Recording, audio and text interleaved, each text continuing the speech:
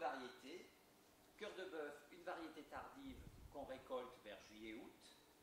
Et les tomates cerises qui vont beaucoup plus vite et qui sont plus actives et qu'on récolte très vite et aussi qui durent longtemps dans la saison parce que nous avons beaucoup de pousses et beaucoup de fruits.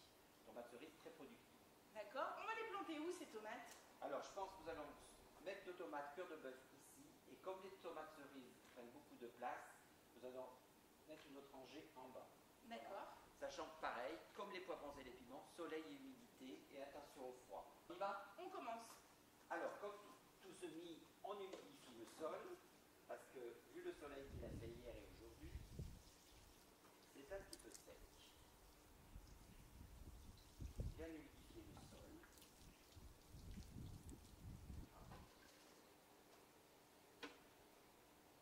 On prend notre terreau de semis qui se trouve juste là. Voilà, donc on voit Julie, on fait les mêmes opérations régulièrement.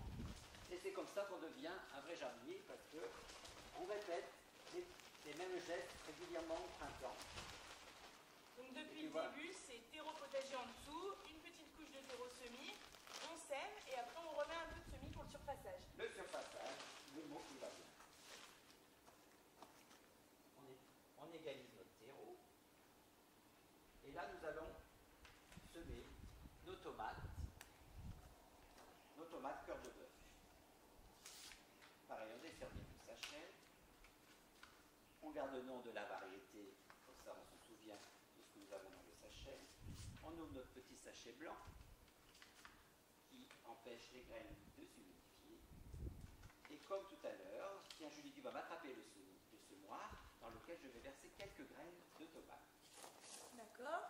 Notre terreau semis donc étant bien en place, nous allons pouvoir commencer. Si vous le souhaitez, vous pouvez faire avec votre petit piochon une petite rangée.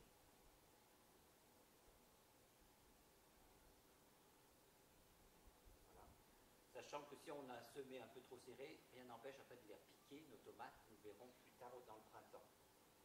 Donc là, prenons les petites graines en humidifiant son doigt et ensuite on éparpille les graines dans la petite rangée que nous avons fait avec le piochon. Une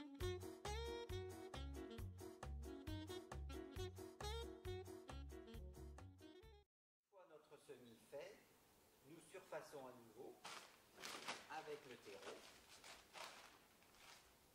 Juste une petite pellicule suffit pour recouvrir les graines. Et deux, je vais vous donner une petite astuce pour que les oiseaux ou les chats ne viennent pas gratter sur la terre. Bon, évidemment, ça évite et ça peut ne pas marcher. Mais moi, j'ai un petit truc. Je prends quelques branchages. Donc ça, c'est des branches de bouleau, basiques. Et je les mets sur les semis. Je les casse, voilà. Donc là, ça vous protège votre semis. Au moins pour le premier semis. Nous allons faire la même opération pour les semis de tomates.